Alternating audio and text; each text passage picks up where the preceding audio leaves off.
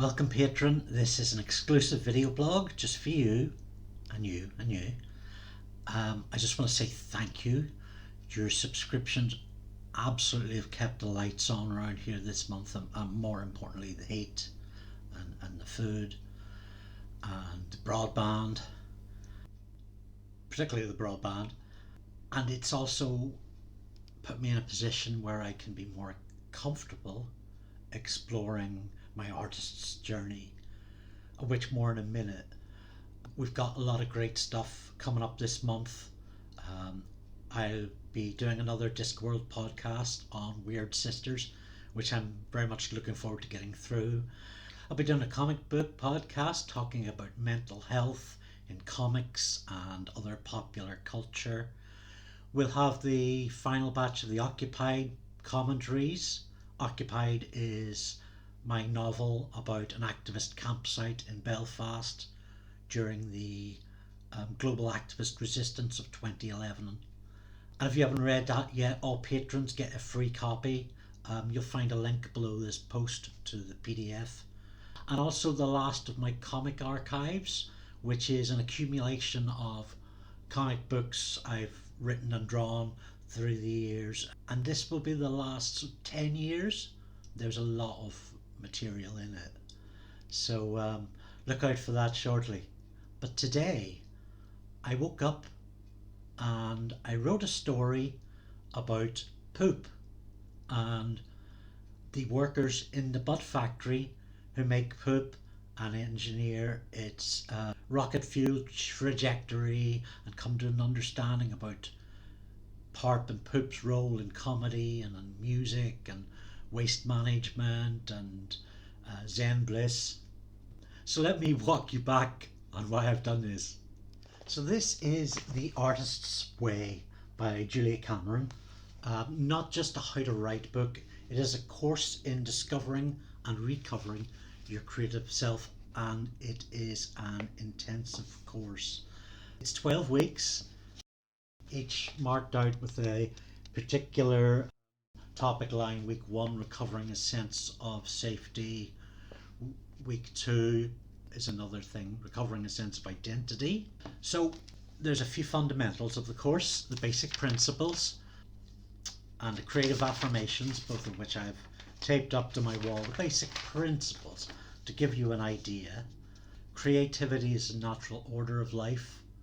Life is energy, pure creative energy. There is an underlying, indwelling creative force infusing all of life, including ourselves. When we open ourselves up to creativity, we open ourselves to the Creator's creativity within us and our lives. And one of Julia Cameron's recurring things throughout the book is the concept of God, which she encourages us to believe in. I'm a polytheist, so I have no problems believing in all the gods if my mind is open. But I came that way through agnosticism and atheism. Yeah, that's a whole other road. But what God means in this context is the source. God, good orderly direction. So just the acceptance that creativity comes from some place that's outside of ourselves, that's more improved than ourselves, that's more inspirational. And that, I think you can agree, has some weight. We are ourselves creations, and we in turn are meant to continue creativity by being creative ourselves. Creativity is God's gift to us. Good orderly direction. Using our creativity is our gift back to God. So each chapter, each day, you're asked to do the morning pages, which is to write 3 pages first thing in the morning, just to get the hand moving across the page, just to exercise your inner artist. And this can be gibberish. You should be perfectly free to write any old blather that gets you in the mood, that unlocks other stuff. You're encouraged to eradicate your inner censor, to just switch them off and just write and write. And what I've found is it just takes me to wonderful new places. At my very first day, I imagined a little micro version of Jack Kerouac on a bicycle around my desk. For those of you who don't know On the Road or Jack Kerouac's work, he claims to have written On the Road in one night, a full night session, on one piece of wallpaper, which I don't buy for a second. And a tutor in a class recently said that it kind of reads like it was written in one night. But I think Kerouac is somebody very much to draw into this sort of first draft, just keep going kind of thing. I've written about caravan vacations. I wrote a story about a pro life activist who gets pregnant, a male. That was quite fun. So there you go. By the end of the week one, I've got 21 pages, and also, like other tasks, a book sets you 10 tasks a week. You have to aim to complete a minimum of 4, and I found the very first week very intensive. So I wrote a letter to a former tutor who inspired me, which I'll send when I find his address. There's a thing to do. I wrote about my personal demons, the imaginary lives, the roads not taken. Yeah, I'd be a history teacher, and a cyber activist. And it encourages you to pursue one of those strands as an activity that week. The morning pages are very much concerned with, I've a notice up here on my board: great creator, I will take care of the quantity, you take care of the quality. It's about accumulating pages, not judgments. The other main component of each week is the artist state. And the artist state is about talking to yourself, artist to artist, and looking after them, nourishing them, a bit of pampering. So you take yourself out on a date. Nobody else, no spouse, no friends, family. You go and do something nice. On the first week I went and saw the Errol Flynn 1958 Robin Hood at the local art centre. I've been to galleries. I went and got myself an Indian meal, and just about spending quality time with yourself. So the layout of the Artist's Way, very wide margins as you can see, and I've done something that I haven't done in books in a long time, is write all over them, reminding myself of some of the quotes in the margins from Eddie Cantor. Slow down and enjoy life. It's not only the scenery you miss by going too fast, you also miss the sense of where you're going and why. And each of these weekly readings has a number of insights. It is not necessary that we change any of our beliefs. It is necessary that we examine them. Creative recovery is an exercise in open-mindedness. So I think it's fair to say that a lot of the emphasis in this book is on the holistics of writing, the self-healing. Week 3 was recovering a sense of power. It begins by talking about anger as fuel, how anger is meant to be listened to, meant to be respected. It shows us where our boundaries are. Anger points a way, not just a finger. We can use it as a fuel to take the actions we need to move where our anger points us.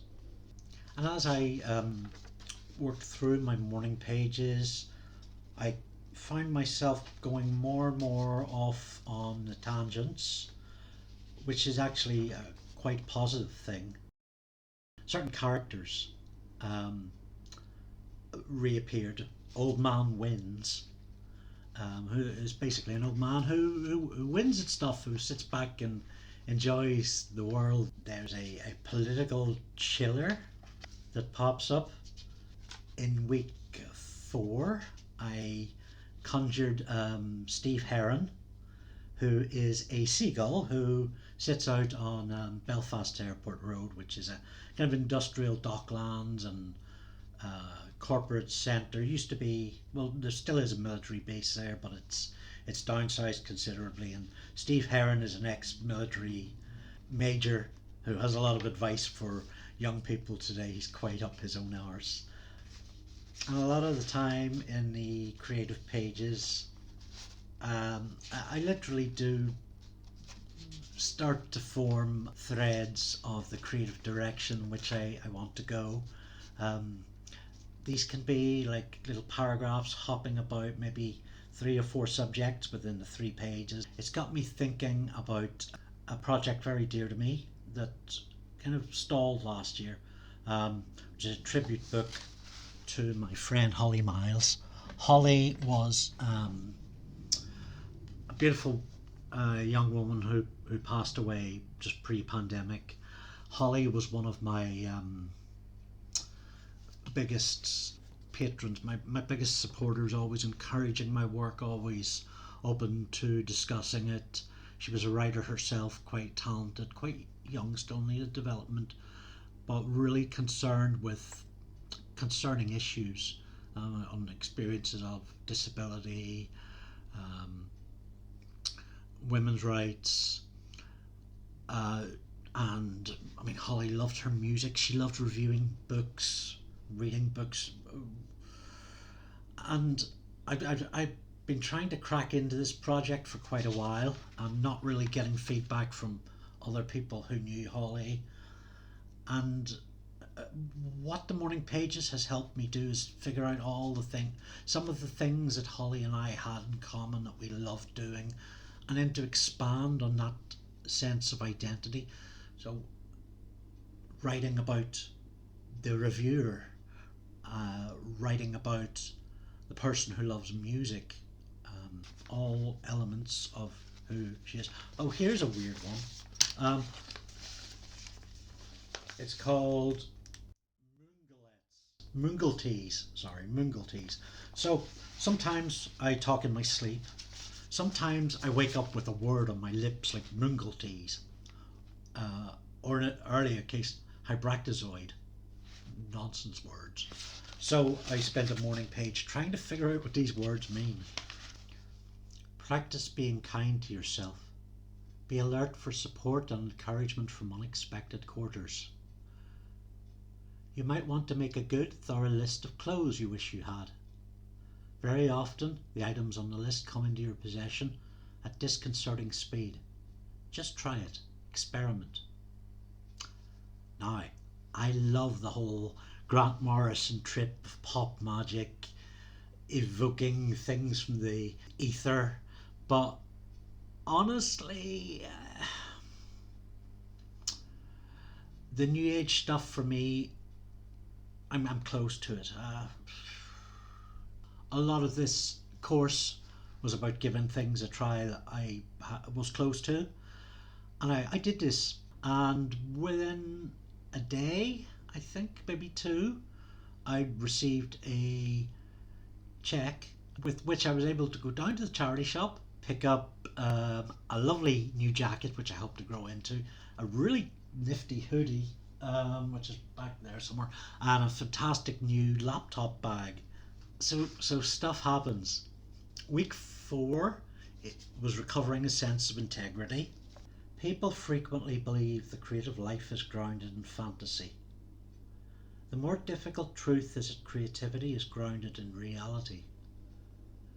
In the particular, the focused, the well observed or specifically imagined. And throughout the book, Julia teaches to reset your affirmations. After each morning page, you're meant to consult creative affirmations, which will consult you. For example, as I create and listen, I will be led. Creativity is a creator's will for me. My creativity heals myself and others. I am allowed to nurture my artist, and we're encouraged to customize these to our own use. Creativity will lead me to walk the walk and the dance and the spirit. That's one that I wrote for myself. I, Andy, lay out the brilliance in my head, piece by piece, as a channel for creative magic. And that's kind of very much key to how this works, that it's not massive writing sprints, that it's like a drip. So the morning pages are an hour and a half for me, but I chose to use big paper rather than small paper. But it's that regular practice that accumulates. There's patterns and there's openness. I, Andy, am willing to take improving rates or paid work based on my experience. There's some lack of confidence in me that has stopped me doing that, and I think needs a good push and shove, a good unlocking. And we're encouraged to change these affirmations as time go on, add to them. I trust my perceptions. A stronger and clearer me is emerging. Choose affirmations according to your need. I recover and enjoy my identity. Now, week 4, which is called Recovering a Sense of Integrity, was the most contentious yet for me, because in addition to the artist date and the morning pages, was a task that I really, a major task that I really did not enjoy. It's called reading deprivation, and you're told, let me not misrepresent Julia here. No reading. Yeah.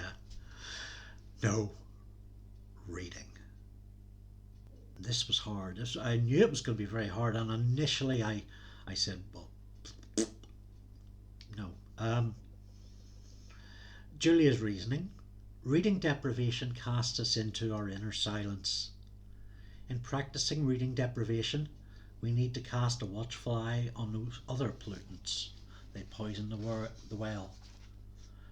So this is to open you up to like video, audio, socializing, and then figuring out from there what you can cut out on those, what doesn't serve you, what doesn't nourish and happify you.